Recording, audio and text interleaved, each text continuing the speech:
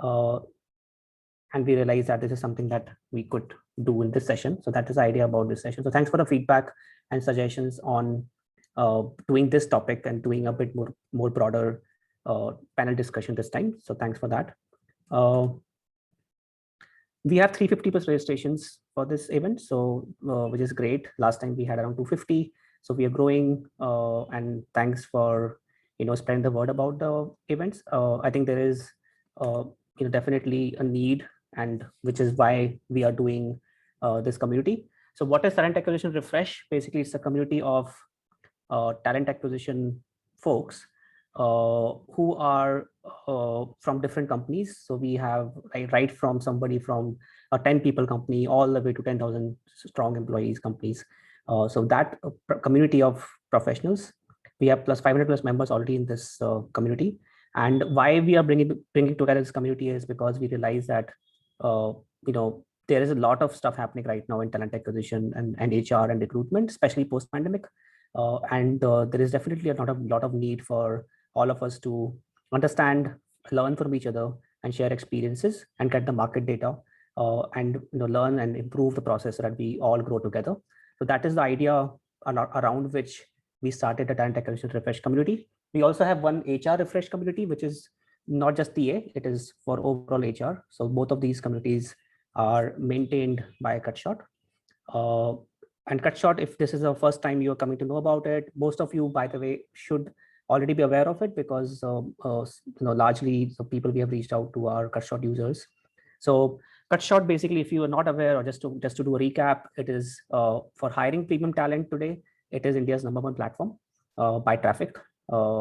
We have 15,000 plus companies that have signed up, and we have more than 1.2 million professionals who have signed up on the platform.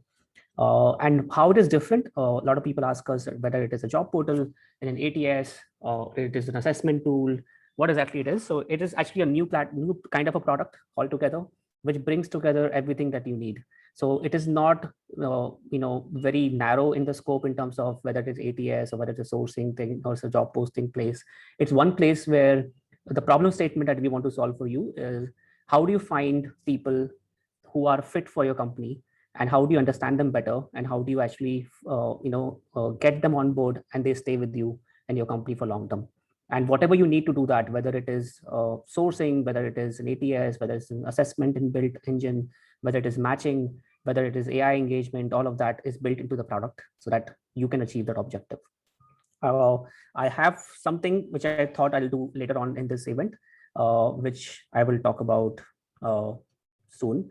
But I do want to give an overview of the platform to you guys, because a lot of times these questions come up in these sessions that how can Cutshort help, and that question never gets answered very well. So I plan to do that towards the end of the session, once the Q&A.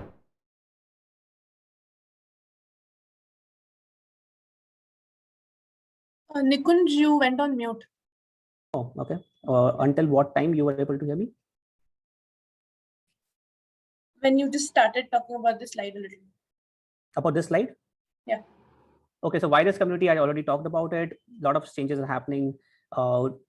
Recruiters, talent acquisition professionals don't only need a tool, they also need processes. They also need to understand what's going out there. They need to understand the best practices being used by others.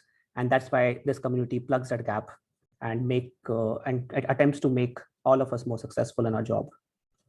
Agenda today is that we have a very exciting session with industry leaders with more than 15-year experience, most of them, and been in very good companies, right from small startups, fast-growing startups like Snapdeal, all the way to companies like Airbnb. So it's going to be a pretty interesting discussion, and they have a lot of extensive industry experience. So we are actually in for some more insightful thoughts and topics and discussions from them. And towards the end, we'll have a Q&A with them. For Q&A, you can ask in the chat section in Zoom, but typically we have seen that the Zoom chat, if you ask too many questions, last time also we had a lot of questions here and we could not scroll up and down to find all of them. So there is a LinkedIn post where you can ask questions.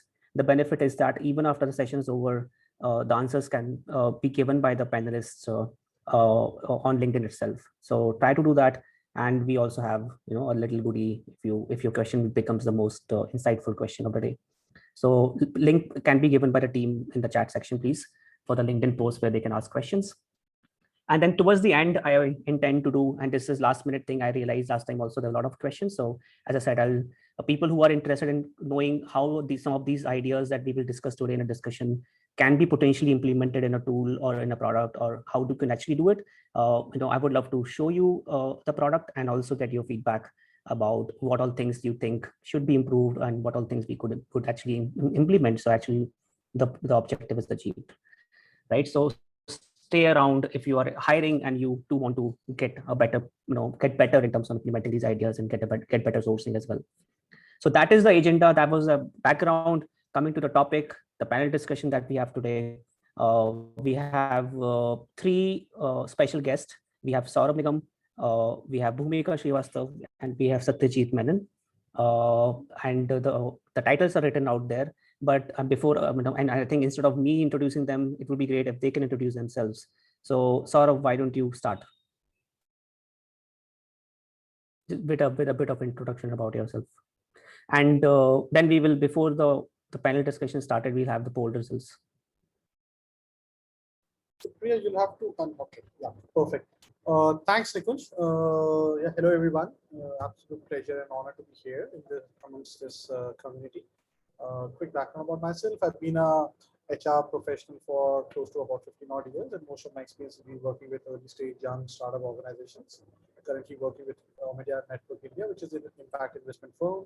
We have close to 100 plus organizations in which we have invested here in India. And as part of my role, I work with these organizations, helping them with different strategies, issues, and challenges. That's my background. Over to you, Bhumika. Looking forward to the discussion.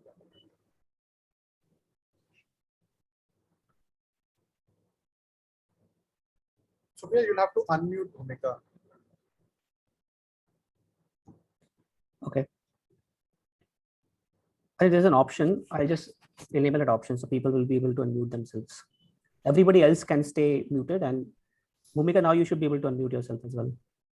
Yeah, thank you, Nikunj, for having me here. I'm honored to be part of the panel along with Saurabh and Satyajit.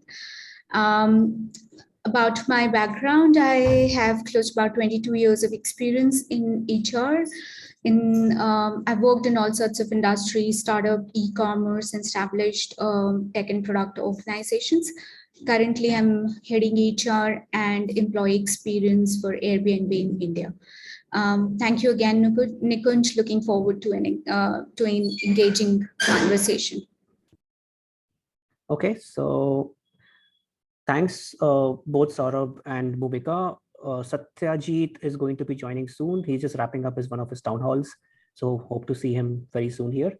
In the meantime, let's get started. So to give you an idea about the audience, Supriya, can we share the results of the poll, both first and poll 1 and poll 2?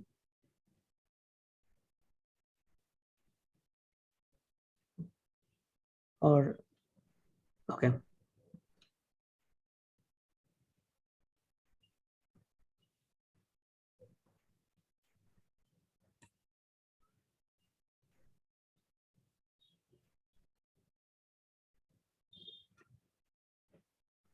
Okay, so just to summarize, most of the people are in both. So they are in talent acquisition plus HR both. They're doing both, not only talent acquisition, which is interesting.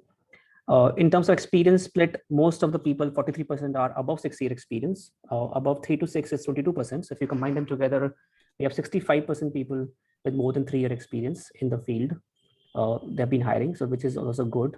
They are already ahead and they understand the process a bit. In terms of the employee size or the company size that they have, 53% of the companies are in 20 to 100 employee range. So that gives you a bit of context that these people on the audience, and in fact, if you include less than 20 employees, and we have around 77% people working in companies size with less than 100 employees, right? So that's very interesting that the audience is in that range, that employee range. So it will be good if we can talk about from that context. Second poll, can we have the results? Okay, so ramp up is coming for 80% of people. A lot of them are hiring 10 to 25 roles, 18% of people, hiring actively 46% of people. So a lot of hiring plans in next 2 months for these folks. Challenges, we had asked them about challenges that they are facing typically when they want to close these roles, and finding enough skilled talent is 48% chosen by 48% people. Candidates no show is 51% people. That is the number one concern they have. Higher salaries being offered by other companies is 42% chosen by the people here. And finding talent that is really interested in our company is 43%. Other is 4%. I could not think of more options. So guys, please let us know in chat section if there were other concerns that you had that we did not list as one of the options. But it's pretty interesting, pretty much in line with the content that we, or the points that we had thought about to cover in this panel discussion. So mostly we should be covered.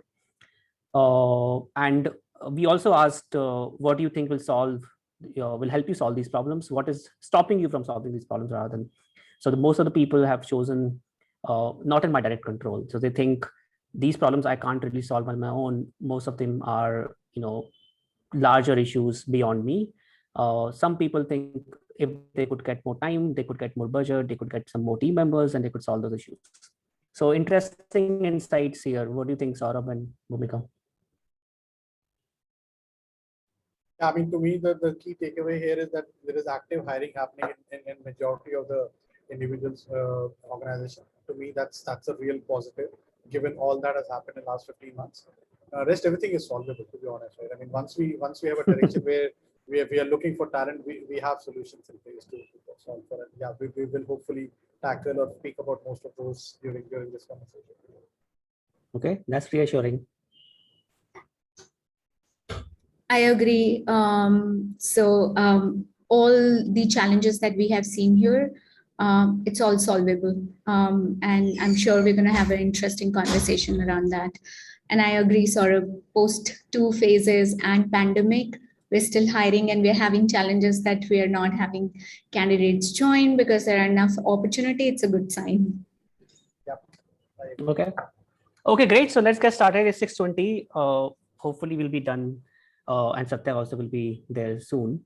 So let's start. So first thing we want to talk about, since talent acquisition is something which is generally known as something which is adopted in more, as a more mature process in bigger companies. What do you think is a role of talent acquisition when a company is growing in terms of what is the strategic nature of this function? And how does it evolve when the company grows from 1 to 10 employees, 10 to 25 employees? What are the pit stops that you see, and what are the strategic nature of the problem that talent acquisition needs to solve? Bhumika, you want to take a first shot? Sure, Saurabh. Yeah, interesting question. The challenges for a startup is very different than what an established organization face.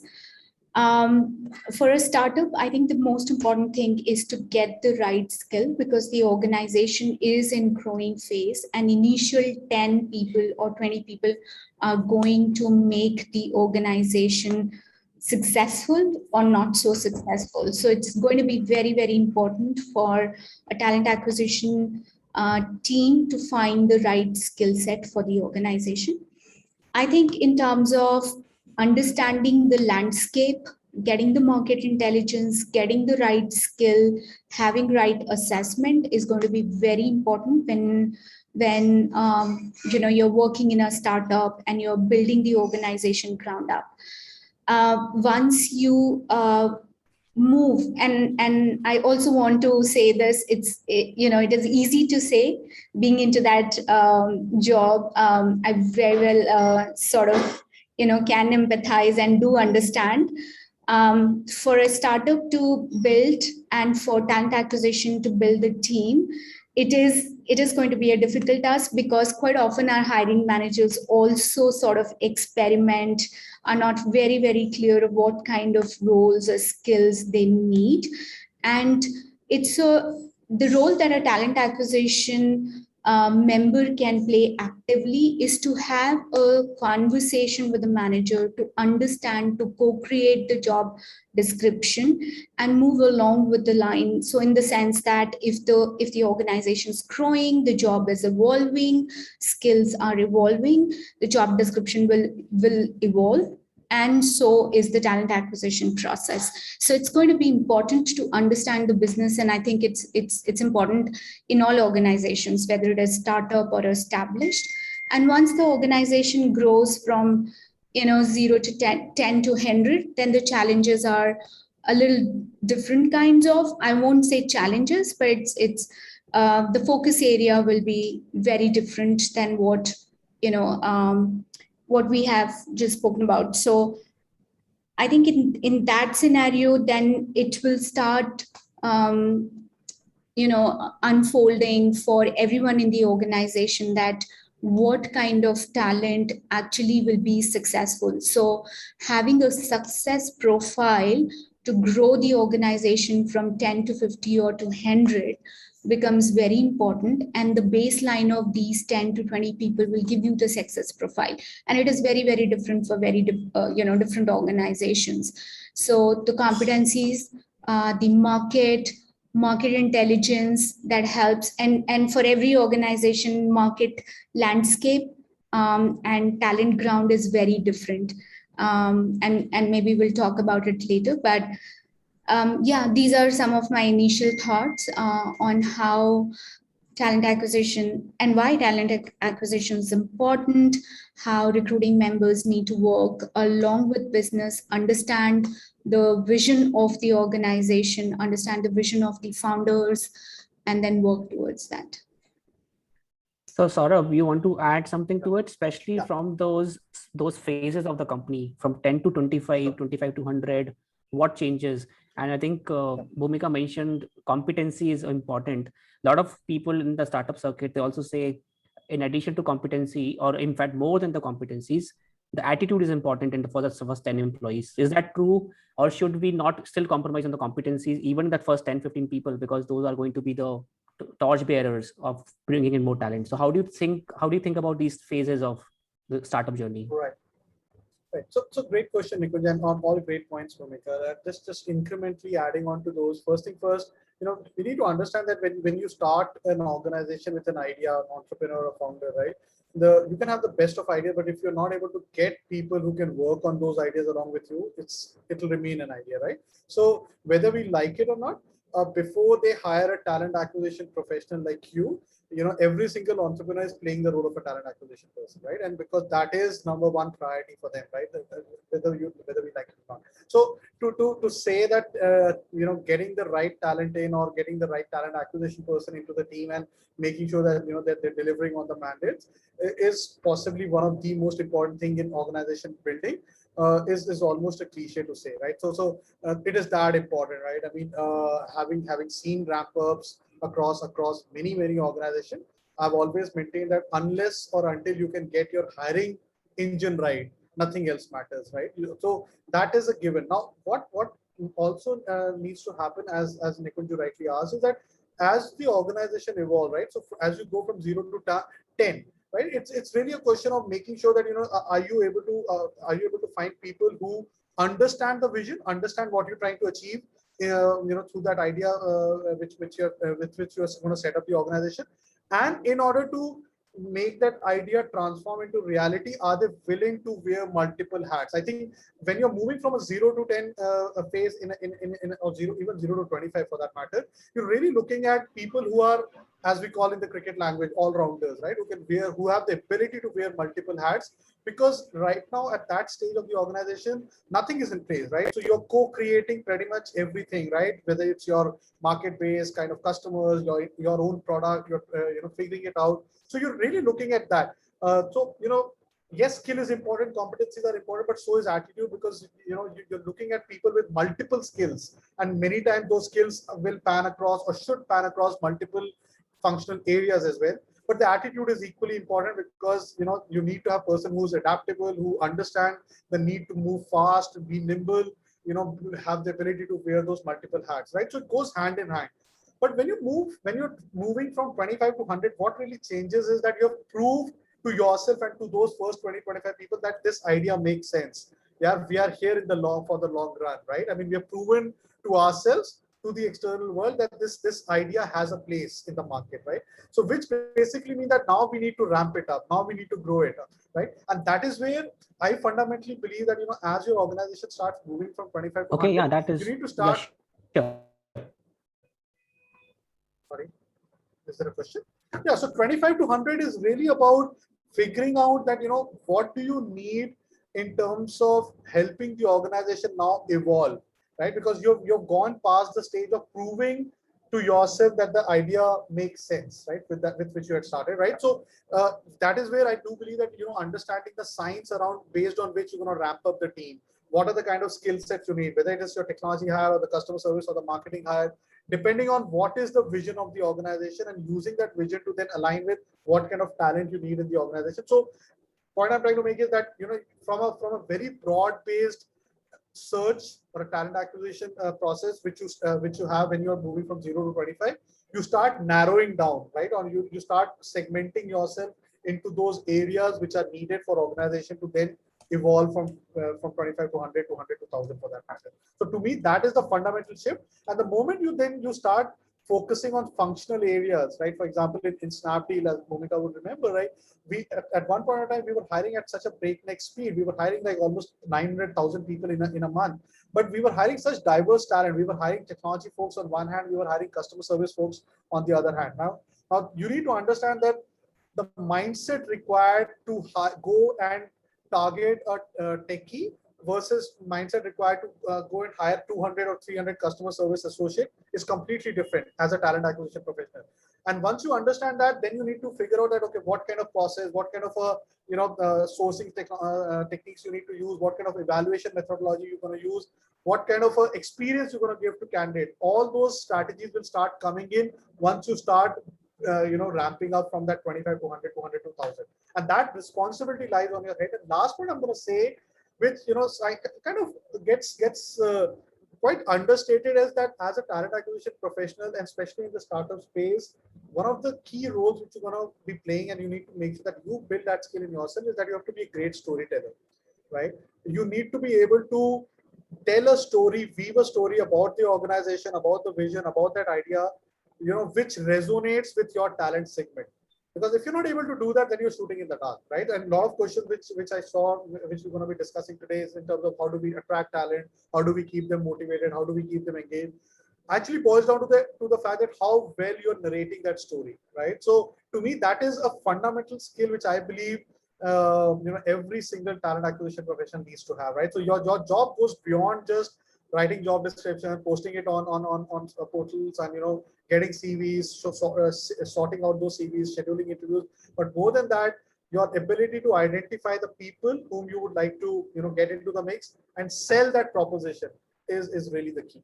And that doesn't change. Honestly, I don't think that changes at any point of time. I see. Bhumika, you should talk about the bigger organization, including the one where you're working today. I'm sure you or your team is still playing that role of a storyteller to attract talent. Yeah.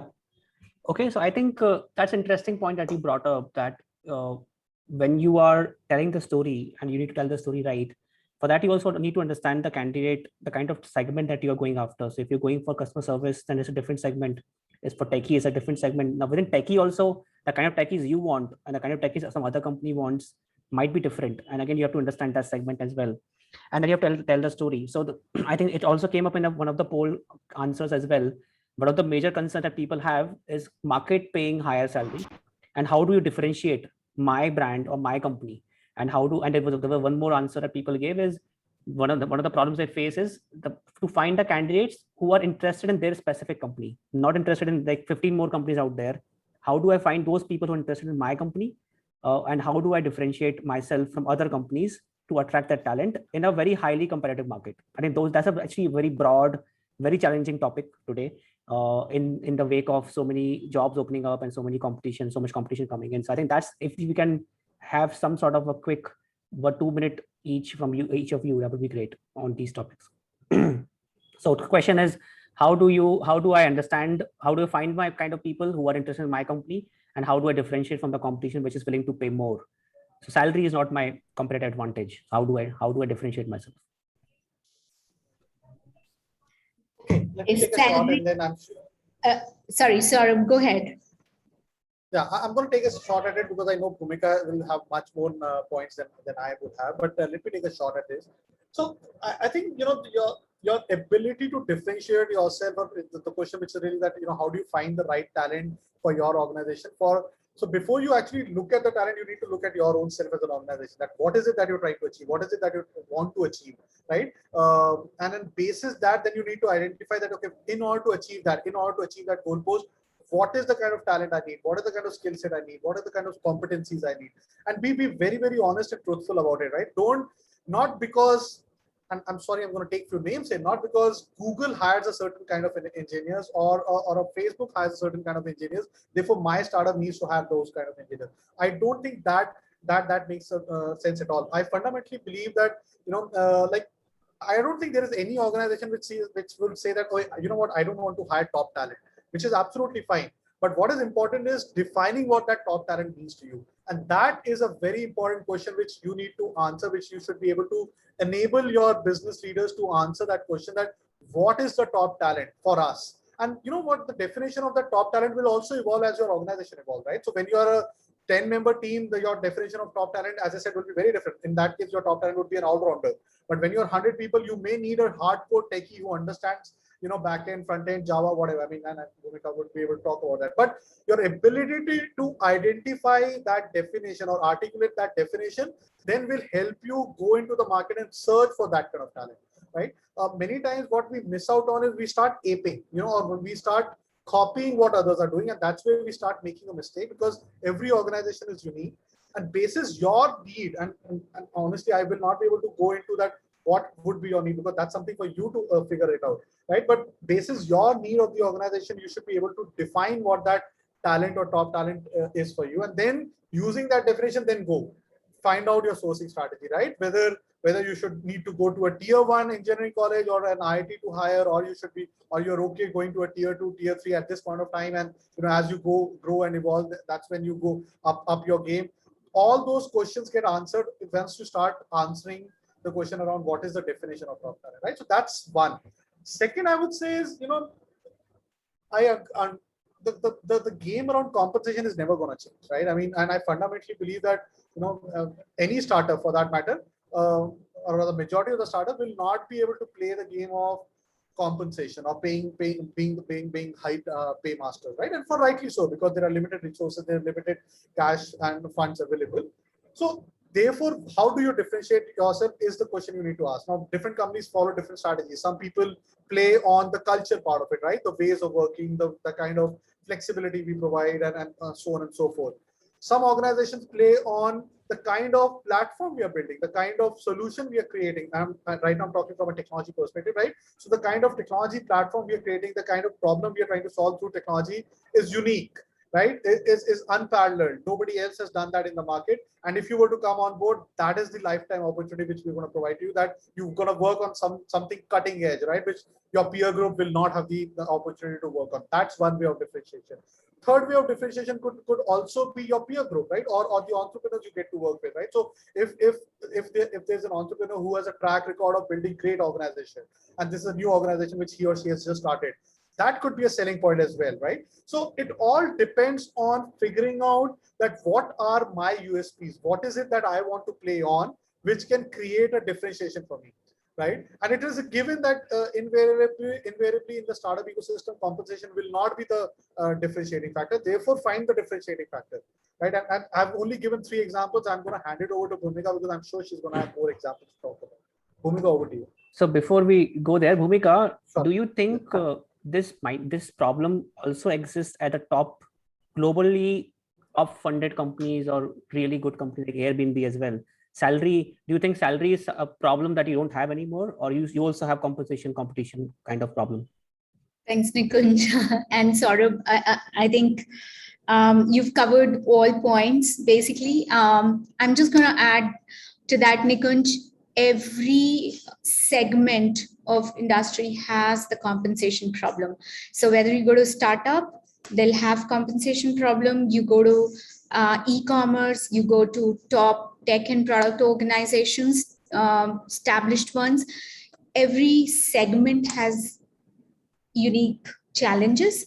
And why am I saying challenges? Because, it is not dependent on how much can you pay, because not every candidate is sort of excited with the kind of compensation that you're going to pay. And that's never a determining factor whether you're going to keep that talent in the organization for more than, whatever number of years. So I think I'm going to pick this up, two questions you asked. One, in terms of the brand. So I'm a startup and I'm trying to attract the talent. But brand, in my opinion, and having worked in startup, is something that you are going to build. So we always say recruiters are the first point of contact for any organization. And I'm picking up what Saurabh said, storytelling. That storytelling is the key to build the brand and establish the brand in the talent market. Now, that story, and also finding out the differentiating factor that you want to tell candidates that come and join, those attraction or those differentiating factors will come from what your founder's vision is. What is it that your organization is trying to solve for? What kind of culture that your founder believes in? And I also want to throw a word of caution. It's not about what you believe, because at the end of the day, you're trying to hire for an organization that's run by a founder who has a certain vision. And if you're able to hire candidates who are driven by the vision, you don't have to so much be worried about the compensation. So one, I would say you are the creator of the brand in the market. Second, you need to figure out the differentiating factors that will strengthen the brand that you're going to create in the market. So that could be one, vision, as I said. Second, what are the values and, let's say, the kind of culture that the founder believes in? What are the tenets of those? How can you build story around that? How can you engage your potential talent around it? And it's also an element of bringing what the talent expectation is and what is it that the organization will be able to fulfill. So that is the job that you have to do. Coming to the compensation part of it, most of these startups in the startup segment will be able to pay equally well if they are funded equally well, right? And same is true for top tier, let's say, tech and product company. I'm going to use the same example as Saurabh said, maybe Google, Facebook, all these organizations. Is it that they don't, they're not losing talent or they are not hiring? They are, right? And even for companies like ours, we do see candidates with competing offers. So it's not compensation. Two things, I'll say two aspects that we need to keep in mind. One, there's a limit to which you can offer, and it is dependent on how much your organization is willing to pay for the skill that they want to hire, right? That's called how you need to understand your compensation philosophy and then work within that realm. If you're going to think that, oh, while I'm going to pay at a certain percentile, but I want to hire from, let's say, 90th percentile of the market, it's not going to work, right? So to understand, and also having an ongoing conversation with hiring managers, with founders, to create the profile for success. As I said, what is the appetite to pay? What's my brand strategy around that? And then build your attraction strategy. So compensation can be solved looking at that this is if my paying capacity is this much, this is my talent segment. And in that talent segment, I'm going to find out people who are driven by the vision of my organization or are willing to come and join us to solve the problem that we're going to solve for. So that's actually great. I think it just makes me wonder about two competencies that recruiters typically are not associated with, right? So marketing, like what you just said, is like communication about this segment and understanding what appeals to them, is a kind of marketing kind of a competency or skill set, right? And along with that, communication and writing it down, strategically writing it down, and understanding the research part of it, understanding the candidate, dealing with them, interacting with them, and looking at understanding the overall sense of the market. These two things looks like a lot of recruiters generally are not associated with. Do you think this is a problem where this, how to communicate a brand, how to think about experimentation with your target audience, all of those things are important to recruiters as well?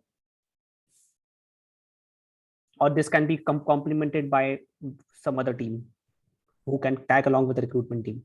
Marketing team can in the company can perhaps help them out with these kind of things. I mean, okay. Can I go? Monica, you want to answer? Okay. So, I mean, it's a given, right?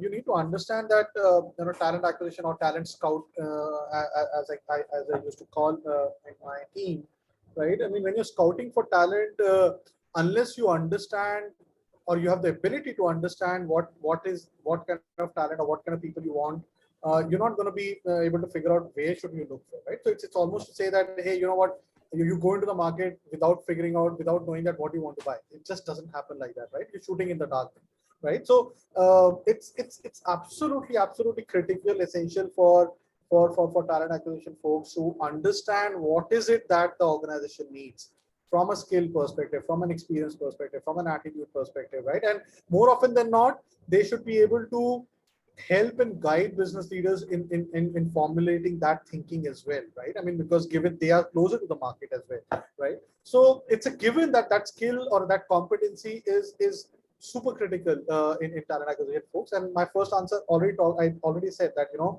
how well you are able to package it and go out in the market and sell it in order to attract people to come and work with you and in your organization is really the biggest skill, if you really ask me, right? Because see, anybody can go through CVs, shortlist CVs, right? I mean, I mean, and there are such great tools now which can help you, CutShot being one of them, which can help you in figuring that out, right? But then when the rubber hits the road, which is really when you pick up the phone or you do a Zoom call with a candidate, I mean, unless you are convinced and you have the conviction about the organization and the vision of that organization, how gonna convince someone who's an outsider there, right?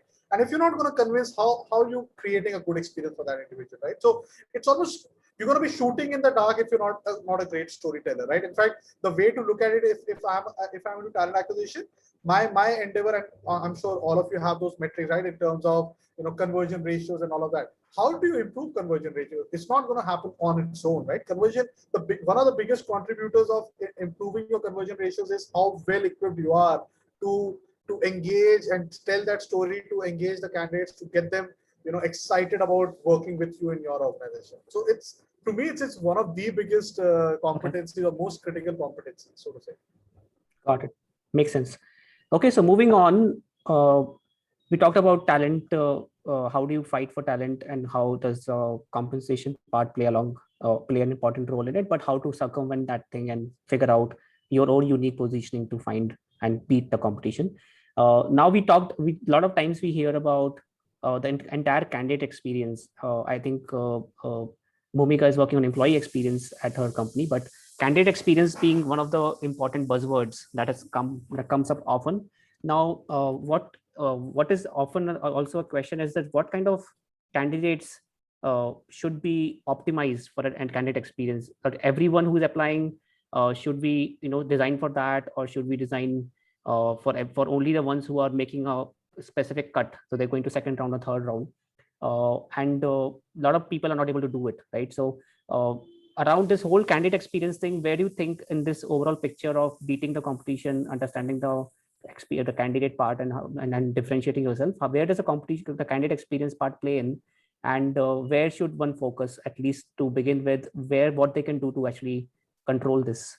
There's also a poll on this, so I think while you are answering, I think we can have the poll as well.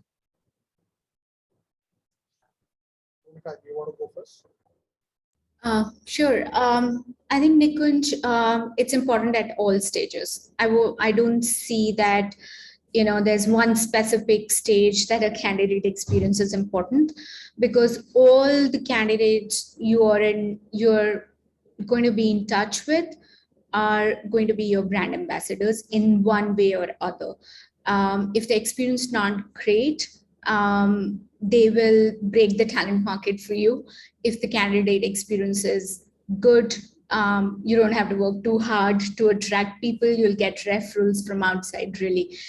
For a startup, I also want to add something, and this is my personal experience. Most often when we are in startup and trying to build the organization, and being conscious that agility is the buzzword, right? Like, because there's a lot of competition, and startups have truly so a lot of pressure to deliver. In that order, recruiters will have to hire quickly, build the team quickly. Quite often we forget about building the process simultaneously. Process, when I say, is the talent acquisition process or a recruiting process. And that is what impacts the candidate experience. So just to give an example, while we're scaling, and Saurabh took an example of Snapdeal when we were hiring, pretty much huge numbers. If it's just not possible to give a consistent employee experience to all candidates, candidate experience to all candidates, right? Now, if you do not have let's say a system or a process built in, and that's why it is very, very important to advocate for technology, advocate for right processes right from the beginning, because if you can remove the operational activities, you can focus more on building brand, building your establishing experiences in market, your talent scout activities, your market intelligence. Those things are very, very important. So at all stages, I'm a firm believer that even if a candidate is rejected, a two-liner or a feedback to a candidate, it goes in the long run. In terms of if we've received so many emails from rejected candidates referring others, saying that while we haven't got an opportunity to work for your organization, but the experience was awesome and we would like our friends to work. So that's a starting point for someone, and it's great to have it at each step. But knowing, since we are talking about startup community and knowing the pressure that all the recruiters go through building the startup, it's very, very important to coach, advocate, work together with managers or founders to sort of have a system in place that can help in candidate experience. I hope I answered that, Nikunj. Anything else, in that question you wanted me to answer? No, I think it mostly is good. I think Satya also is here. Satyajit. Hi. Yes, I can. Sorry for those of you who've been, today was my first town hall. So, there was not just plenty to listen to, but plenty to talk. So, my apologies for this being spilled over, but I'll try and, make good use of our time that we have. Thanks, no problem. Bhumika has a hard stop at 7. So I think when she's gone, you'll have more space as well. Yeah, this is like the 4 into 100 meter relay. Exactly. So in the meantime, some interesting poll results have come in. Have we shared the poll results? I think we can.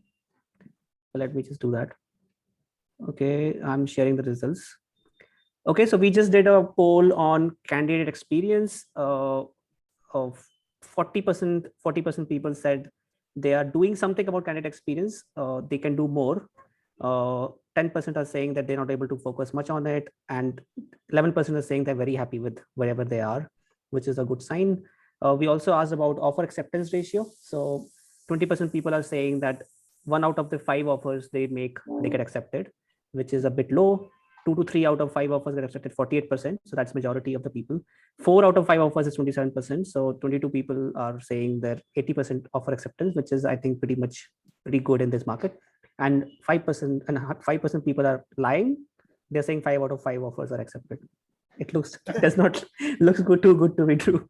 We have to take all the recruiters from that company and bring them to my company. And then we went further and we asked them, okay, great, your offers are getting accepted. How many people are joining after they accepting the offer? So 41% people are saying out of 5 people who accept the offer, only 1 or 2 join. So they are the actually honest people out there. 35% people are saying only 60% people are joining, 80% people are joining, 16% people are saying. So majority are saying that they have 60% acceptance ratio or less, with most of them actually being less than 40% or 20%. So this actually, while people are accepting the offers, it seems most people are saying after accepting, they're not joining, which is a very important insight here. And this might require understanding of why exactly you guys think this happens, that you have a higher offer acceptance ratio, but lower joining ratio. So Satya, since you came in late, you want to get warmed up, or should we have Bhumika say or have her say, because she has to leave, and then we can continue the party? Yeah, maybe we can start with Bhumika and we can take bits and pieces. Yeah. Sure. Nikunj, I think there are a lot of things that we can do. Of course, it's a real challenge. We heard right at the start of this conversation that so many companies are hiring. It's a competitive market. It's a challenging market, and it's not only for startup. I'm saying it's for all segments. But there are a lot of things that we can do, and we need to be innovative, especially, the landscapes change so much post-pandemic. Also, most of the companies are offering, work from anywhere kind of a situation, including us in Airbnb. Please work from any Airbnb. So having said that, it is more important. It is critical. But some of the things I'm gonna just talk about what are some of the things that we are doing. While there are traditional stuff that I'm sure every recruiter does, it is about being in touch with the offered candidate continuously, creating opportunity for the offered candidate to talk to the managers, get more understanding about the organization. All of that is there. Some of the things that we have started doing is shipping across the laptop or an onboarding kit pretty early in the day. We've created a Slack channel for all offered candidates to be able to have a constant conversation with the organization on various aspects. So whatever questions, conversations, we are in constant touch. Secondly, even in a virtual setup, if there is a great company event where you are not talking about anything confidential, it's always good to invite them. There are a lot, for example, we focus a lot on diversity and belonging. There are a lot of initiatives. For example, we just did Pride Month. We invited our offered candidates. There are a lot of speakers, a lot of conversations, platforms that we have in the organization. We make it a point that they're part of it, right? That generates a lot of interest in the candidates. It also tells them about the culture of the organization. So it's just not always about the role as we spoke about it initially. Couple of other things that can be done is, understanding what excites the candidate. It's a very personalized experience. We just spoke about candidate experience. You have to build a personalized experience. What do I mean by that? Is it that what excites the candidates? Because, you're hiring at every level, and there are people with, we are hiring Generation Z now, and they are very, very clear, in their mind, what is it that they want. And there are a lot of other areas that interest them. Now, a couple of things that we do, like, while you're sending an onboarding kit, is it that you can offer, let's say, a sort of gratitude token? We call it gratitude token. that can directly be linked to a cause that they believe in. So it helps us in our CSR activity, but it also helps them to be part of, to be able to do something for the cause that they believe in, right? So it's, I think in nutshell, and a lot of other things like maybe, you know, just give them a free training that they can be part of. We ship a lot of videos to them that they can watch around the culture, around the organization, a little bit about what focus we have as an organization. So that helps. Creating a very transparent communication is not only important for your own employees who are working in the organization, but it is also very, very important for candidates. So how, and post-pandemic all the more, because there's a lot of insecurities in candidates as well. So how you're going to have those open, honest conversations with candidates also creates a lot of confidence in them towards the organization, right? So these are some of the things. It may sound a little radical, sort of, you know, sending out things much before they join the organization, but that's how the industry is moving. That's how you need, you know, it's we say that for startups to create a personalized product experience, it's a personalized candidate experience that you have to work on. Yeah, not so radical. I've heard about some companies that say they deposit salaries before joining in advance. So I think they're stretching it, but I think yeah, I think radical has no limits when it comes to this innovation. But what people are trying here. Kunj, I would also say that, you know, sort of, you know, very, you know, to your point, balance is also necessary. Yep. Because, you know, and it is also, I also wanted to say when, you know, there's a lot of pressure on startup to hire quickly. It's also about selling the position. While Saurabh and I spoke a lot about telling the story, it should not be an oversell, because then we're not being true, right? So yeah, I think a lot of candidates think or feel that they are being pressurized into, you know, committing very early by over enthusiastic HR people calling too many times, sending gifts and all of that, and that looks like, especially to techies, it looks like too sweet. Yeah, absolutely. Okay, so Bhumika, since you have to go, let me just check if there is something that you want to also add to the issue of, I think you have already added the points about dropouts as well, and why people are dropping out. I think last thing before, since you have to go, and we'll come back to this question with Saurabh and Satya as well. Lot of, in this segment that we are talking to right now, there is, you know, there's some sort of buy-in that needs to happen from stakeholders like founders or the management teams, whether it's about the budget, whether it's about where to focus. We want to hire one more member who can focus on candidate experience, like what you mentioned. And if you go back to the audience poll, we saw that most of the people here are also doing HR, the complete HR, along with recruitment.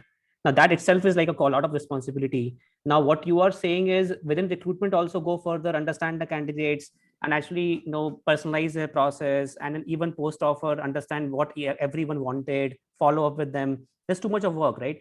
And how do they take the stakeholder buy-in? How do they convince the management that this is not a cost? They need to really do this job right. So do you have any practical tips to make them take this buy-in and get whatever they need from the management team? I'm going to say Saurabh is the best person to answer that, but no, yes. So, you know, it may sound a lot. As we were talking initially, at every stage, the priorities will be very different and the focus area will also be very different. When the organization is in the stage of 0 to 10, of course, you can do a lot of personalization, and that's needed because you're building the organization. You really need to get first 10, 20 people who are going to build the organization really, really right. If taking Saurabh's example, if you're doing a volume hiring of 200, 300, 500 in a month, or you know, in a short span of time, it won't be possible. And that's where I said a conversation around automation, outsourcing, and keeping in mind, of course, there could be budget constraint, but it's sort of an education. Without that, it doesn't happen. And I am a firm believer that no founder is going to act irrational or illogical if you're going with the data point, market intelligence, some data intelligence in terms of connecting the dots of how you're hiring, what is the impact that's happening, it's creating on the organization, and why is it important to invest. It may not happen immediately, but it will. That's how I would like to think, and in my experience, that has happened. And when company grows from 100 to 1,000, then there are other things that you can definitely do on. So I think it's about prioritizing when there's a lot of sort of pressure and there's less bandwidth, there's less support in terms of the budget. It's also about prioritizing what matters most. And if, some of the organization, for example, I'm going to take my organization example here. It's just been 4 years in India. And even when we started from scratch, when we were building ground up, then also we were very clear, because that's Brian's sort of belief or his vision, that we exist to create a place where everybody belongs. So that means creating a sense of belonging is the topmost thing.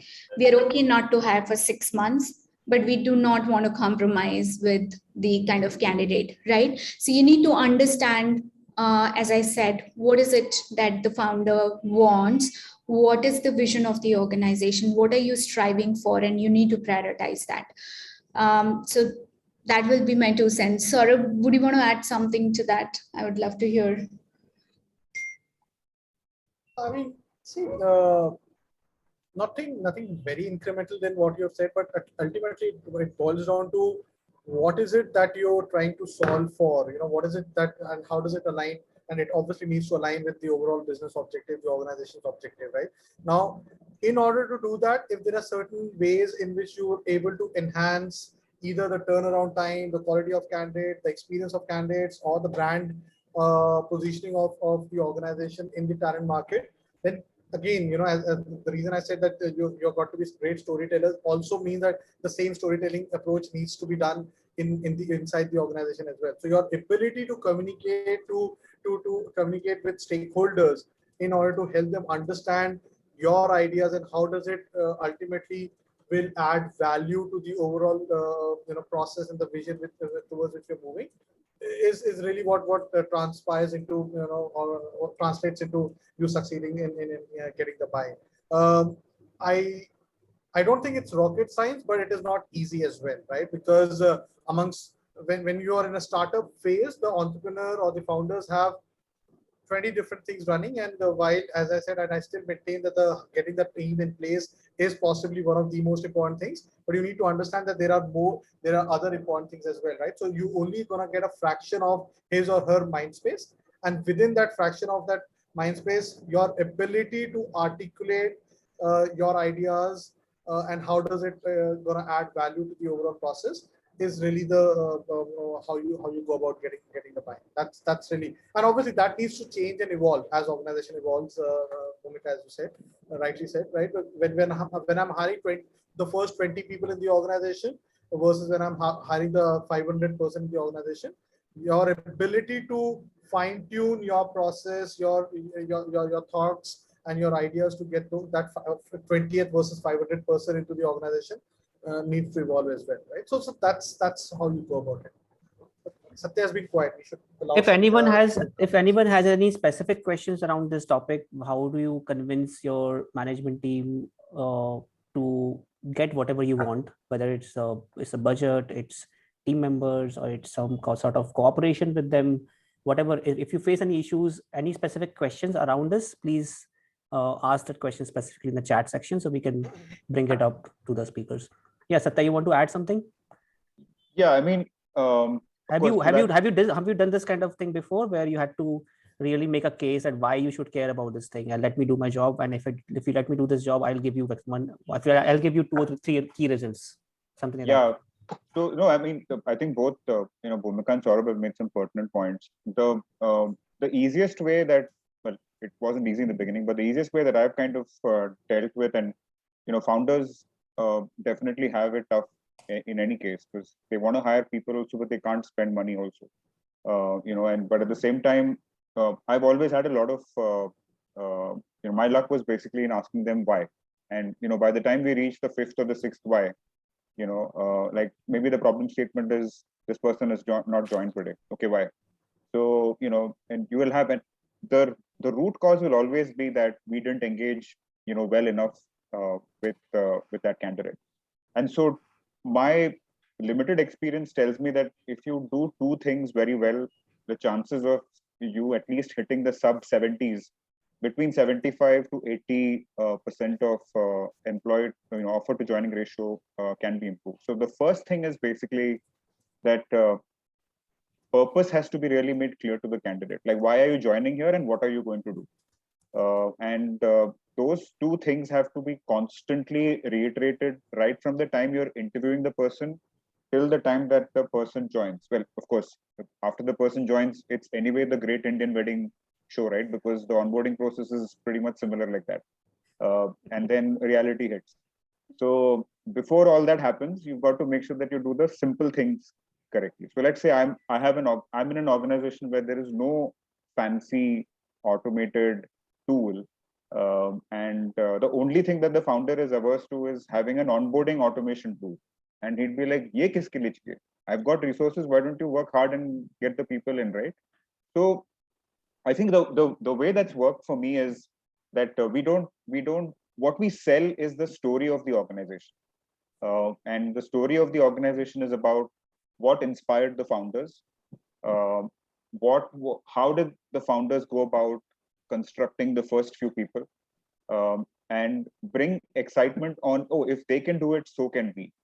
And with that excitement, it's important to also have show clarity of what they're going to do in the company. A lot of times when you just share the job description, not many things, and it's not surprising, right? Somebody who sees the job description and then starts working and they're like, oh, there are two separate things completely. So, and who does that? That whole thing happens because of participation. How many people now, I don't know if there are founders in this group or business folks or HR folks, but generally what you will see is that onboarding sirf ek hi department ka sardardi hai, right? And that is just, let's say it's one department. I don't know who it is. I'm not going to be, I don't want to call out one function or other, but it's usually limited to one person. But I think, let's say that a guest was going to come to your house, right? 9 times out of 10, the whole family rallies around making sure that the guest is like, the whole hype is created at the beginning, right? Oh, you're going to come. This house is going to be great.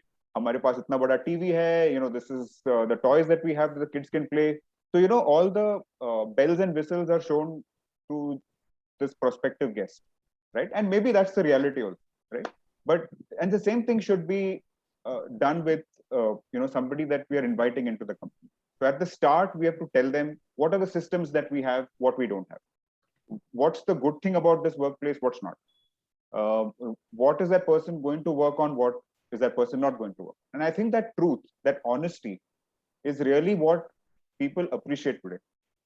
Because the last thing they want to do is leave their comfortable place and then join a new place where they said, "Hamare paas ye hai, wo," but then the person comes in and there's nothing, right? So participation is necessary because HR, hiring manager, leader, whoever has been an actor in that whole interview process has to speak to that candidate once a week about different topics, right? So it's not that the same person talks about the same topic and the third person talks about. It's got to be very interesting, very diverse, so that by the time the candidate steps into the company, he or she knows what this organization's process is, how its people are, what systems there are. So you would always feel as though I've been part of this company since the last 3 months, right? And you'll be amazed at how many people are absolutely okay when using the time of, so let's say I have 2 months to join an organization. I have enough bandwidth to understand and learn more about what this company is all about. So when you have candidates who are interested in doing that, why not leverage that piece? I mean, we've seen tremendous success by telling the candidate that this is your 90-day plan. These are the people that you will work with, and these are the tools and resources that you will have. Apart from that, tell them that this is really the way of how we work in the organization, and this is really in a sense kind of work. So participation and purpose are two really important things that will go a long way, coming, because I think everybody's figured out the onboarding process, because we're all by that time we're all trying to make that new hire happy, right? So everybody will show this amazing presentation. They will have a lot of fun activities in between. So the first 1 week is all rosy and nice, right? Then, of course, then it's up to each organization how they continue that momentum. But before the person joins the organization, it's important to show clarity of purpose and make sure that everybody rallies around. Think of that joint family that's expecting this very nice guest to come in, and you're really going to tell that person, "Ye hum hai," this is how it is. So you will have more honest and more meaningful sort of engagement in that. Nikunj. Okay, so although you mentioned more in the context of onboarding after the person has joined, the same thing is applicable even before onboarding, while the candidate is in after post-offer stage and before acceptance stage. Yeah, and let me also add one more thing, Nikunj. I think so there will be handoffs, right? So for example, from the sourcing person, it goes to the interviewing person. From the interviewing person, it goes to the hiring manager. From the hiring to that whole chain, the experience of that candidate has to be consistent. If even one person has a mood swing and says that, "Nahi yaar, aaj mera man nahi hai usse milne ka," or you've killed it. So you want to make sure that if there are 6 people in this process, all 6 people give the same world-class, mind-blowing experience to that candidate. Because listen, it's a competitive market. There are 10 other companies who will do the same thing, and the only thing that's going to make or break it is experience. Yeah, and although we might think that strictly from the phase or stage perspective, 10 candidates have reached offer stage. They look like 10 people, but something in the candidate experience might have gone wrong with 5 of them. That is not captured in the offer stage, but actually it has gone in the candidate experience stage. Somewhere candidate experience has been spoiled, and that 5 people are not going to join. So actually, while you are saying you have made 10 offers, the confident offers are not 10 because 5 have anyway bad candidate experience. So I think that also is something which is pretty interesting from that perspective. So I think what you mentioned was this part. I think I was talking about, I think you also covered that part, which this is a stakeholder buy-in, that how do you prove to the founders that, this is something interesting, why you should spend on it. Yeah, I have. So there is another thing that some of the participants who are trying to, how do I get this buy-in, right? Don't start with changing the whole organization. Start by changing a small vertical of, let's say, 10 people. Let's say you've got a small function with like 10 team members, and maybe they have 1 or 2 recs, 2 people that they have to onboard, or 3 people, whatever. Start small. Don't, because when you start big and you say, mere ko 3 lakh ka budget, the CFO is going to jump up and down, right? He's going to say, "No, I have a very friendly CFO, by the way." But I'm just saying, not all CFOs are like that, right? They would have very stipulated discipline on financial budget. So start small. Start with a smaller function. Have a proof of concept. Say, "Hey, listen, it worked for this group of 15. I was able to hire these 5 people. Look how fantastic their 30, 60, 90 days. They are top performers by the time they finish 90 days. The feedback of this group is, let's say, 9.5 on 10. Versus that product management group folks who we didn't do anything with, they've got a 6.5. So do you see the merit now? So I think data and evidence of that is going to nail it, but start small. Don't start big. That's a very practical and useful advice, Satya. Okay, I think since you were not there in the beginning of the conversation, we had interesting conversation around talent acquisition, candidate experience. I think you already brushed upon that as well. How do you differentiate yourself in the market? It was something that we discussed with Bhumika and Saurabh.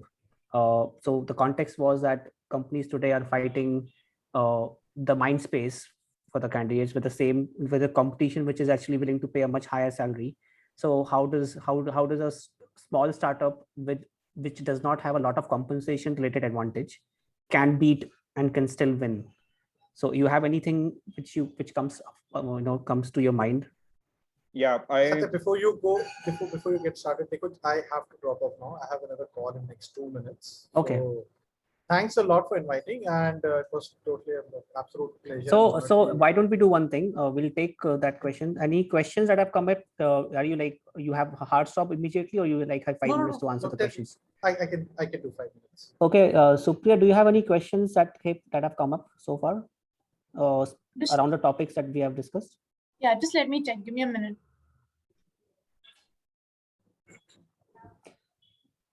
So I think Anshika is asking, how do I convince my team to share feedback or interview the candidate? Because I think every candidate should get a feedback, but she's having some problem with team not giving the feedback to the candidate. And they're saying that they might use they are saying that if he's not selected, then the candidate afterwards might use that feedback because of higher salary expectation or something. So that's why they don't want to say if, it was great or it was bad, because they might think candidate might use it in a different way. Yep. I mean, see, as Satya said, and we spoke about it a little while ago as well, every single touch point which anybody has with your organization is an experience, right? So which starts right from, I mean, I'm a big proponent of saying that, gone are the days we should get away from writing those 2-pager job descriptions on a Word document or a PDF document, right? We need to do much better than that, right? Because I mean, thousands of job descriptions look exactly the same, and that's not giving good experience, right? So every single touch point, you have a potential to create a differentiation for yourself. More so in a competitive talent market, more so when you can't play on the compensation side, as we just spoke about as a startup, right? So the way to differentiate, the way to think about differentiation is that how am I going to differentiate myself on every single touch point, right? So whether it is job description, whether it is my hiring process itself, right? How many round of interviews I'm going to have? I'm going to have a case study round. I'm going to have a psychometric analysis, whatever it is. But your focus should be that I'm going to differentiate on every single touch point which I'm going to have with my candidate. Now that extends to feedback as well. So how do, first of all, giving feedback is I mean, I don't think that is as an option that you will not give feedback, right? Because the moment you're not giving feedback, you're doing a disservice to that candidate, right? I mean, you are being dishonest to that candidate. Let be very clear about it, right? So that is not even an option. Now, by not giving feedback, you're actually creating bad experience for a candidate, and one bad experience will exponentially. You need to understand the very obvious thing that bad news or a bad experience spreads much faster. It goes on Glassdoor, it goes on LinkedIn, spreads through word of mouth. Good experience takes a little longer, right? So if knowingly you're creating bad experiences, you're harming your own brand, you're harming your own chances of attracting good talent, right? And more ways in which you can articulate this to your stakeholder, to your hiring managers, the better it would be for them to understand the importance of it. That's one part of it. Second, how you give feedback as well. When you're giving feedback, be honest about it, right? Don't just drop in 2 lines and be okay with it, right? See how much more or better you can do it. It may seem tedious initially, but as someone pointed out this in the chat box as well, that it is tough, or it is a time-consuming process. Yeah, it is tough. Creating a brand, attracting good talent is a tough job. Nobody's saying it is an easy job, right? And therefore, you need to invest time, right? So how you give that feedback out, how honestly you're giving that feedback, is also going to add on to the kind of experience you're giving to candidate, and ultimately add on to the brand you're building it, right? So to me, the reinforcing this piece out that not giving feedback is not an option. It creates bad experience. It kind of inhibits us from attracting good talent in the long run, and therefore we can't go down that path. There is no other way to establish this perspective. Satya? Yeah, I mean, look, at a personal level, look, and I'm just speaking this not as in terms of what organizations would do that I work on, but generally for me, I would prefer giving candid feedback, to somebody.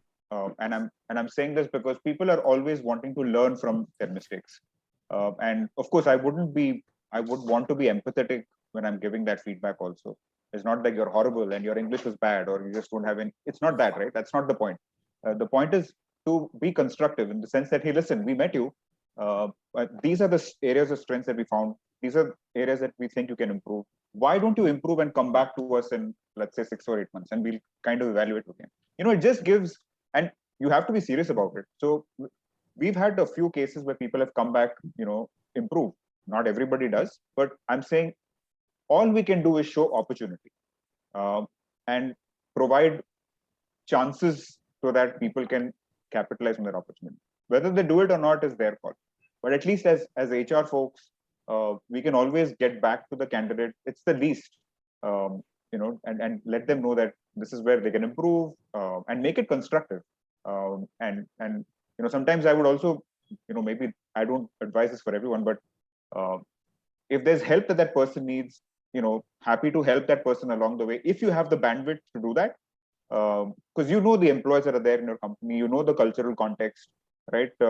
All that person needs are some softer aspects, and if it's solvable, then why not? Okay, that's a great thought. So one question is, in a startup, a lot of things change, roles change, responsibilities change. Sometimes idea itself changes. So how does a recruiter combat this kind of issue all the time? So this is perspective. Sorry. Go ahead, Satya. So this is from a perspective of at the time of interview till and when the person joins, you have to separate. I think talent acquisition perspective as well as talent management, I think both can be covered. Talent management is a bit broader topic, so we'll not take it in this thing. We can do a different session later on. From talent acquisition perspective, whatever messaging you decided, whatever sales pitch you decided, now things change. The roles have responsibilities have changed. So how does a recruiter combat this issue? So yeah, if we've had this situation before, and it's not something that's going to go away. In dynamic startups, that's going to happen. So unless it's a massive shift, right? I think like Saurabh said, like for me, I think job descriptions are becoming, it's becoming obsolete. For me, I think what's really starting to take center stage is what is that person's objective and key results going to be? Like when he comes in, what is he going to chase? We all know he or she speaks good English, great. All of us know that. But apart from all of that, what is he going to do? And so the moment you move from job description to key results, it becomes more specific. And you can't play around much with that. But then again, there are times when it has, the specification has completely changed.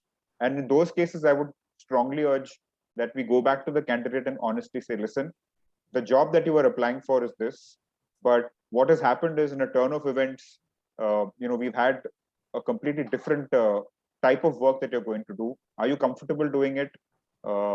And just be open and transparent as you can. And then it's the candidate's call, right? I mean, you can't forcibly say, hey, listen, this is going to change now, but in 3-4 months, maybe it can go back to who am I to take that call? So you have to be honest and say that this is what it is. And then, hopefully the candidate appreciates the honesty and makes a wise decision. Makes sense. Okay, so Priya, do we have any questions that are relevant to the discussion that we have had? If not, then yep. There was one question that I found very interesting in terms of candidate giving information to candidate. So it's saying that candidate already have too much information about the company through various sources. So how do you attract a candidate with your storytelling and differentiate yourself specifically other than the information that they have from other platforms? Yeah, it's like showing somebody a PowerPoint slide versus saying the same thing in person, right? It's the same information, but it depends on who's presenting and how they sell the story. Saurabh, I mean, you've seen that firsthand. I mean, it'll be great. Also, I have a point to make here, right? So I'm sure the question here is talking about the information available on platforms like Glassdoor and the LinkedIn's of the world, right? My fundamental hypothesis here is that invariably what goes on that platform, a majority of the platform things which goes onto those platforms are negative experiences or bad experiences, right? So as an insider to the organization, it's your responsibility to figure out how many bad experiences you're creating. Because I can't believe, or I mean, I fundamentally believe that if you're not creating, or if you're eliminating, or if you're minimizing bad experiences, the amount of junk which is getting written about your organization will get minimized automatically, right? But if you are creating knowingly or unknowingly bad experiences, like the example which someone talked about, not giving feedback, or giving feedback in a really bad manner, right? Or not changing schedule of interviews many times over, or keeping the candidates waiting, these are all bad experiences, right?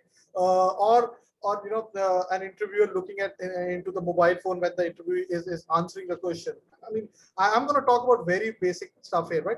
All that goes into those forums, right? So if and pardon me for this using that word, but if crap is being written about your organization, then somewhere down the line that has been contributed by us in terms of the kind of experience that we have created. Therefore, if we have already created that mess, it's going to be a long haul. You need to understand that, if I'm going to take my own example, if you have piled on weight, 100 plus kgs, and you want to get back to 70 odd, it's a long haul. It's not going to happen overnight. So if you have created those bad experiences which have gone into the social media, and candidates are reading those and therefore are not willing to interview, you're approaching 100 candidates and only 10 are saying, okay, fine, let's have a chat with you. Then obviously you need to understand that you need to put in the effort to reverse that, whether it is your hiring process, whether it's your communication, whether it's your feedback, whether it is your overall candidate experience as well. You need to identify where those pain points are and need to start rectifying, so that that clock gets turned. There is no other way. I don't see how else you're going to, because it's not a magic bullet. Because Satya, as you rightly said, you can't also fake it, right? So if the world is talking about, hey, you know what, this is a really bad place to work in. They don't care for candidate experience. They don't care for candidates' time. Or when you go in, there's a huge mismatch between what they have sold to you in terms of a job and what they ask you to do, right? And when all of that has happened, you can't continue faking it by saying story, as Bhumika said before leaving. There cannot be a mismatch between what you're saying to the candidate and what they see when they come inside the organization, right? So there, you need to identify where and why those bad things are coming into the press, into the social media about your organization, and start rectifying those brick by brick. Only then, eventually you'll reach a stage where you're able to attract the kind of talent you want, and you're able to get them to the interview table. There is no other way. There's no other method. There is no magic formula. Let me put it that way. Yeah, and Nikunj, very interestingly, if you did a candidate survey of a particular hiring manager, and you did a same survey with his team members inside the office, you would find that the scores are very similar. Okay, and that's because he or she would treat the candidate with respect. So if there are any business partners in this group, if you feel that there are certain line managers who are part of your interviewing panel committee, and if you sense that there is a behavioral aspect that is under attention, go alert the recruiters and say, please don't make this person the hiring manager, right? Identify somebody else. So because what happens is, many times recruiters and business partners are operating in silos, and they're so immersed with their own work, right, that they don't talk too often. But if you are talking, then do talk about this. Great. Okay, I think on that point, I think the point of the previous question that was asked about too much information being available about the company. In fact, I think there's less information available about the company. When you search about any company, even if I search a Hero Wired today on Google, I'll probably will find LinkedIn page, I will find Glassdoor, maybe Ambition Box. And all these three are user-generated content. Now, there will be a career page where you would have some nice pictures and videos, but that is still very structured thing, right? It's not very unstructured story that actually you're telling as a recruiter.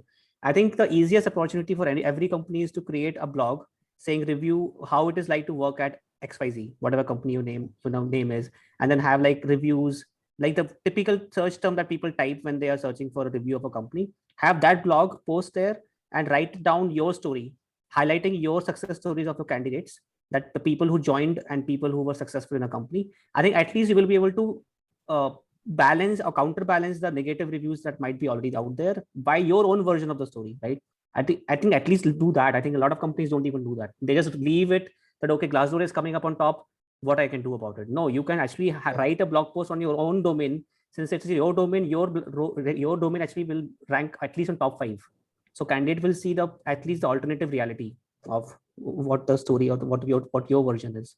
Yeah, and And I would also suggest Okay, if, so I really have to drop Yeah, off yeah, now. Saurabh. Next So call has please, started. thanks Okay. so much for joining. Okay. We're almost at the end Okay. anyway. So after this, I'll just gonna show a bit of overview to the people who are interested in CutShort. I think Satya, you wanted to add something quickly before I go to the next section?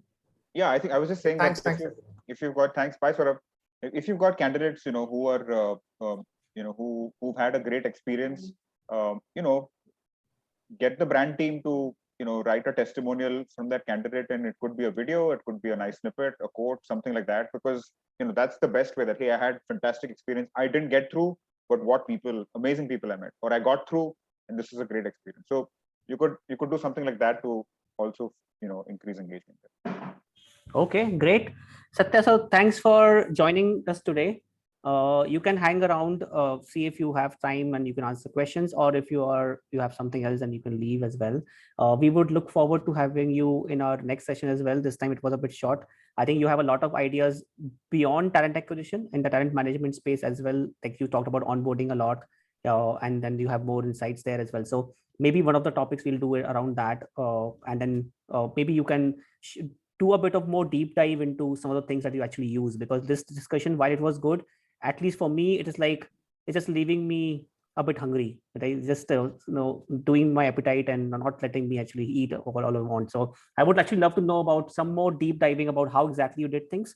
What are the simple, like what are different positioning things that you can do? What are documents that you have used? That would be a gold mine for us to actually look into. So we can talk about it offline and see if you would like to come on, in one of the next sessions where we can do a more deeper dive into some of the topics. Sure. I mean, speaking of hunger, it's 7:30, so you reminded me absolutely at the right time.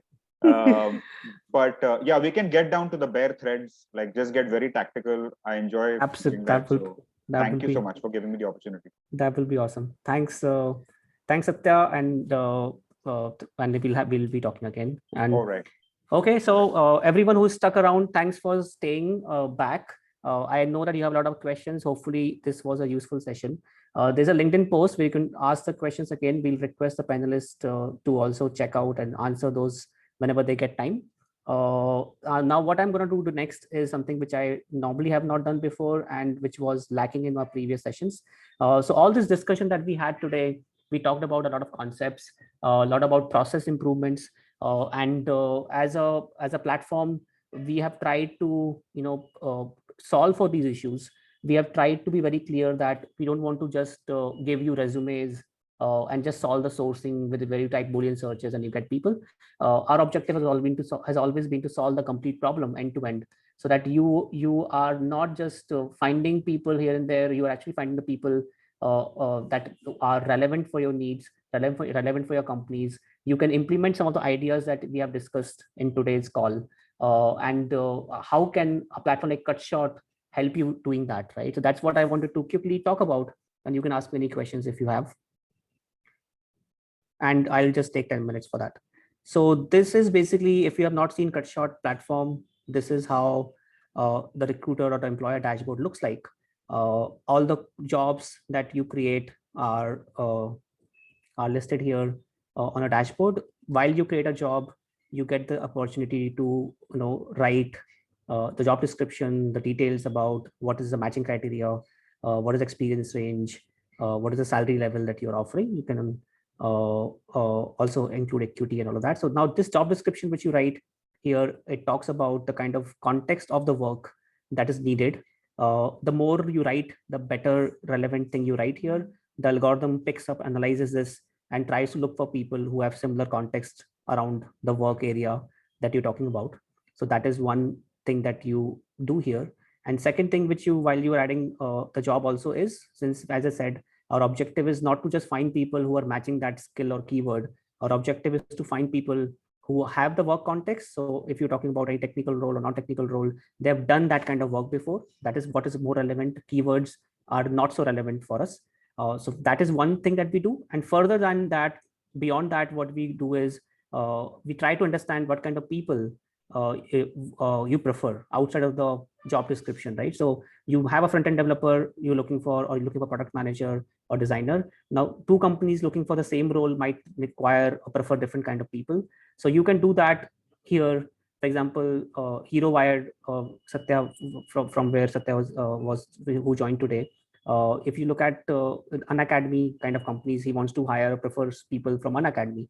So he can have that kind of a company list, or when he types, the name Unacademy, then we'll show him that, okay, there are similar companies to Unacademy.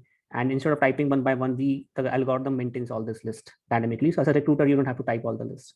Similar to that, you can have e-learning as a space I want to target. So anybody from e-learning experience or human resources experience, I prefer these people. These are not like hardcore filters. These are preferences that you can apply. And then again, similarly, you can have education criteria. And then once you add all these things, the algorithm actually analyzes the JD, the skills, the experience range, the salary range, the location, and it finds people who are looking like a fit. Now, in this example, you saw I preferred EdTech company, so Vedantu is an EdTech company. So for this kind of role, I'm seeing people from that kind of industry experience to be on the top, right? So that is, and you can see the match score there. So idea here is now mapping it back to what we discussed in panel discussion today. There are a lot of people out there, like there are millions of people out there. Now, how do you find the ones that you want to target? This is where your understanding of the market comes into picture. If you have a clear understanding for this role, recruitment, this is my role for recruitment evangelist. So do I know what kind of people I want to target? I want to target them from a specific company, specific industry, what kind of skill set they should have, what work context they should have, what should be their target experience range and salary range. I'm targeting people based on that. So instead of having to see millions of profiles, I'm actually looking at the top ones, right? Who are the most relevant ones. And then I can send them a message to invite them to apply to my job. And here again, I can write a customized message. I can make them interested about my company. I can talk about the unique points. I can include a link to my blog. I can give a blog link where I have highlighted the story of why they should worry, or why they should care about my role and my company. So I can do all of that, and I can send them this message. And now, since I'm building my pipeline, I'm only reaching out to the people who are more relevant. I'm not reaching out to everybody out there. So that is the first point through which I'm building the highly relevant pipeline of people. Now, once they apply to my job, they're all going to come to this section where I can track all the applications that are coming in for my job. Now, again, they are also ranked based on the match score. So you can see this is a 93% match. This is 92% match. And what I can also do along with it is at the job level, I can enable screening questions. So as soon as they apply, I can ask them a few questions. So now again, my understanding of candidates has started. I'm not waiting for people to just apply, then coming back 3 days later to look at all the applications, looking at the resume, wondering and figuring out if this is worth my call or not, where we waste a lot of time. So what I'm doing is, instead of wasting my time and deciding that 3 days later, as soon as I'm creating a job, I'm asking these questions to the candidates as soon as they apply. So even if they're applying in Saturday morning, maybe 2 a.m. in the morning, I'm not there. My process will start right there. So I'm not waiting. I'm cutting down on delays, and I'm getting the information that I would normally get by calling them. So by automating that, I'm actually getting the understanding. So what I'm doing here is, this is my recruitment role. What I want to know is, after sourcing is done, what are the most common problems companies face in hiring, and how would you solve them? So I want to understand their thinking process. Now, this will give me an idea that this person can think, and if this person's understanding of the topic is good or not. And they can respond with audio recording. So I have a bunch of audio recording questions here. I can also ask, in addition to audio, I can ask a text question as well. So what I'm doing is, I'm cutting down on delay. I'm greeting the person as soon as they apply. So you can see, as soon as they applied, a message went out to them on my behalf. And this person applied 2 days ago. 2 days ago itself, the message was triggered to them, and they responded immediately. And now I can listen to this recording, and I can make a call. And this call is more objective, because I'm not deciding just based on the resume. I'm not deciding based on the pedigree. I'm deciding based on the relevant data. Although Relevance Engine has also taken care of the industry context, the work context, and all of that, but I'm further going above and finding people who are also in my, in terms of assessment or skill, also I'm getting some more information about them without having to make the first call. So that saves my time, and it gives me that kind of relevance, right? And I can also ask notice period. I can also ask salaries. All those information which I need to screen the candidate and take the person to the next stage is right here when I come on Monday morning, and all the data is already there, right? So that is something Now, from here, your candidate experience and understanding game begins. Without this, you will be left, most of the people will be left without any intel. All you will have is a resume. And based on this resume, you're supposed to decide whether you want to talk to this candidate or not, right? So that is one important thing that I wanted to highlight, which you can do in CutShot, right? So now these are the people they're coming in, I can unlock them and take them to the next stage. Now, this is where I think for non-technical roles, what we discussed in the panel discussion today also is that how do I understand people? Like, let's say you're starting hiring for this role for the first time. This is the first time you're hiring for, let's say, a senior architect. This is the first time you're hiring for a sales role. Now, how do you build understanding of the candidates? That understanding will not build by itself. You have to talk to people, you have to understand them. Now, the problem is you don't have time. So in a traditional hiring process, what you have to do is you have to look at, okay, this is the guy, looks interesting. Should I spend my 15 minutes on this call or not? Most of the times you will say not a fit because you think this is not worth it. But you'll be surprised how many times we have found within CutShot itself, people joining our team from very unrelated areas. We would have never figured them out by looking at the resume. So how do I stop wasting my time, but still find time to understand more candidates? So for that, we have a nice initiative that we have started, which we call as Open House, where actually the way we are doing a Zoom call today, what we do is we initiate a Zoom call. We kind of aggressively or more liberally we kind of shortlist people. So anybody who looks to be good based on audio questions, they look to be interesting, we invite them to that open house. It's a Zoom link, it's a group link, everybody joins. And this works well for sales roles, for marketing roles, for any role where you want to see how they think, how they behave, and what the thought process is. And you want to meet, let's say 15-20 of them in a single shot. You don't want to call every one of them for 15 minutes. If you call everyone, then you will have to lose out on talent. But I don't want to lose out on talent. I want to understand more of them. So what we do is every week we have open houses where every week we invite 20 of the candidates in this open house. We in a 1 hour slot, we meet these 20 people. Now out of 20 people, let's say only 8 are good, 12 are not good, but all those 12 also give us the idea about the market, which is what a recruiter and what we discuss in panel discussion today is we need to understand that as a recruiter, do you understand the market? So once we have opened this role and we have shortlisted these people and invited them to open house, every week we're meeting 25 people. Now, if we keep on doing it for 2 months, we would have met, let's say 25 into 4, around 200 people, right? So 200 people, 200 conversations, that gives you a very good idea about the market. And out of every open house, you're meeting, let's say 5 people who are good. So you're also rolling out an offer, but you're also understanding more. And I think that has really helped us, our team very well, because we have been able to understand the market of wherever we are doing the open house. So we understand this market very well now. We understand sales market very well now. And what it has helped us is we have been able to identify the things that appeal for the segment, what they are really caring about, what are the pain points they have, what are the criteria they have when they're choosing a job. So this basically we are able to do at a team level, at a job level.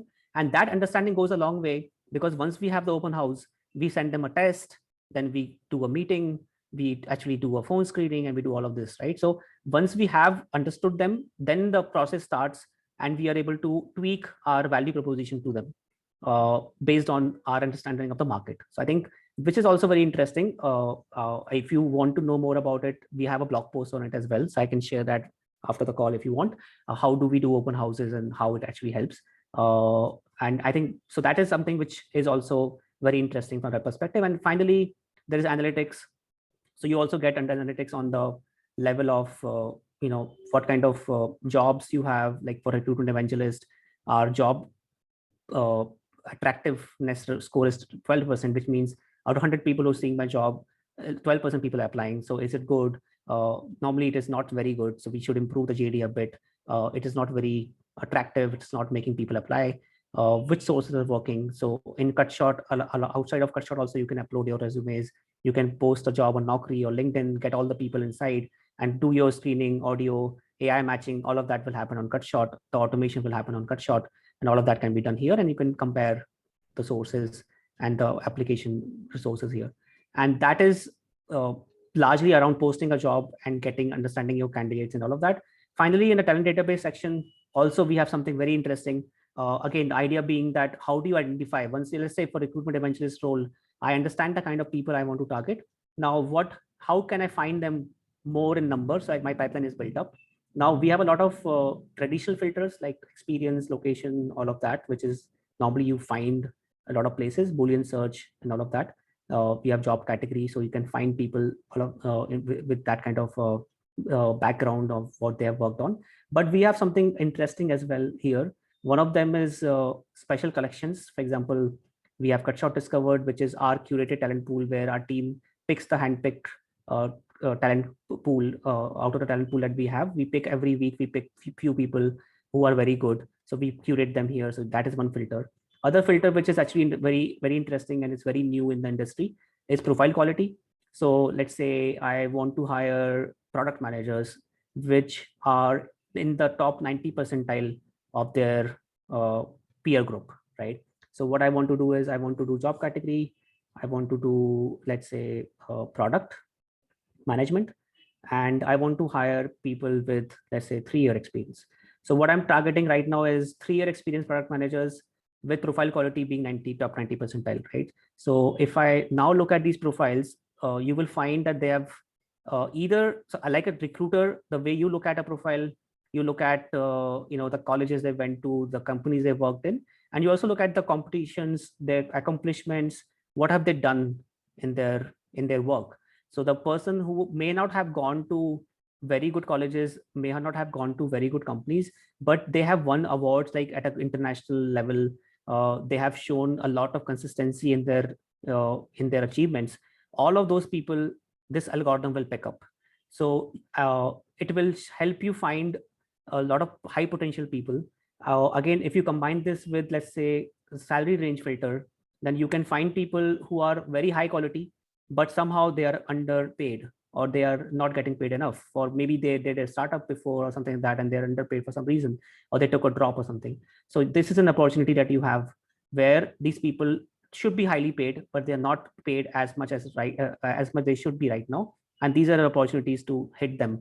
So this is just one example. Sky is the limit. What you can do, depending on, once you understand the market, the kind of people you want, whether it's a Boolean search, whether it is profile quality, whether it is special collection, all of that you can do to find the people. And once you have found the people, you can say, name this search, save this search, and you can enable auto emailing. So once you enable the auto emailing, then you basically can write a message to them. And as soon as these new people match this search, they will be automatically emailed the message that you have sent. It will keep on building your pipeline. So I hope it give you some idea about what you can do. But idea, as I said, is not to just stop you at a point where you post a job, get hundreds of applications, look at the resume, make a very subjective call whether you want to take this person ahead or not. But how do you shift the game from posting a job to finding the people who are more relevant? How do you understand the market? How do you find the people who are more relevant? How do you continuously iterate over that understanding? How do you find more people using things like virtual open houses? And how can you focus on the top people that are relevant, so that those are the people who are not giving you surprises later? Because if you don't understand it, you roll out offers to everyone, then of course the conversion funnel will suffer.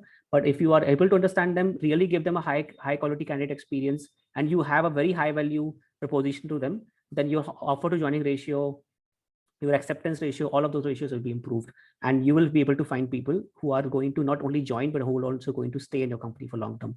And we actually seen a lot of customers where this has happened. They are able to find more and more people who are the people who they're hiring from Cutshort are actually performing better, and they're staying in the company. They're better culture fit because they're able to spend time on them. So I hope this was something which you would like to try. If you want to try it out, just go to Cutshort.io, and you get if you're an existing user, you can use it. If you want to try it out, if you have a free trial, you can try it out for 7 days. And let me know if you have more questions. So any questions you have on this thing, or in the community as well? If you have any suggestions, or on the product of Cutshort, you can ask in the chat section.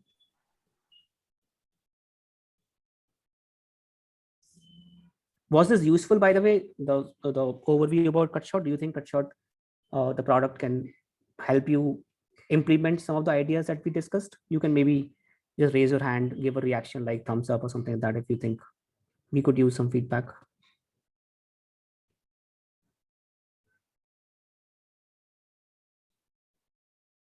Okay. So how does the algo account for qualitative traits? So that's what I was showing you, that it uses the, for example, things like achievements on the profile, titles like co-founder, shows that the person has some sort of, risk-taking and entrepreneurial background. So these things are also picked up by the algorithm. So it is a holistic algorithm which simulates, or it understands how a recruiter actually looks at a profile. So Shobhit, I hope that answers the question. I think the easiest way to try it out is, if you start your trial, just go to Talent Database. And as I said, for whatever role you're doing, or what you're hiring for, you just go to, no, I'm not sharing my screen. Okay, so just go to Talent Database once you have access to the product. There you go to job category. So let's say you're looking for front end, or let's say back end and full stack on technical roles. And then you just go to profile quality and let's say apply 90 percentile and above at profile quality, and experience, let's say you want to apply 2 years and above. So now if you see this profile, right, this is a profile. Now this is not a keyword match that this person went to IIT Bombay. That's why this person is coming on top. This person is coming on top because the CPUK score is 96 percentile, which is a combination of the colleges, but also the combination of the companies that they've worked in, and also the combination of what, like, this person has secured all India rank, right, in GATE. This person also went and did something in CodeChef and HackerRank. So all of this context, which whatever they've written, it was used by the algorithm to find a quality score. So it is very qualitative. It is not just one keyword, 2 keyword here and there.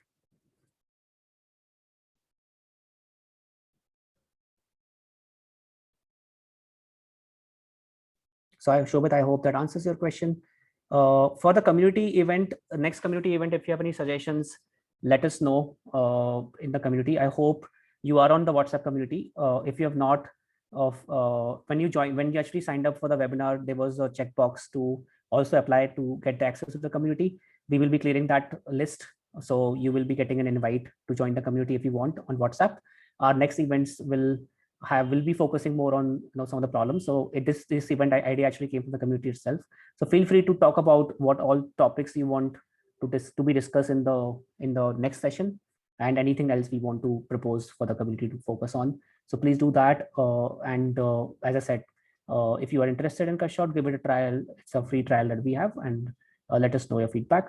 And one of the days we'll do a webinar, like more detailed demo or something. If you're interested, we can also do that. Okay, thanks everyone. It's almost like 7:54, is almost like 8 p.m. Thanks for your valuable time. I hope it was useful. This is Friday, so enjoy yourself, and we'll meet again in the next event and in the community. Thank you. Bye.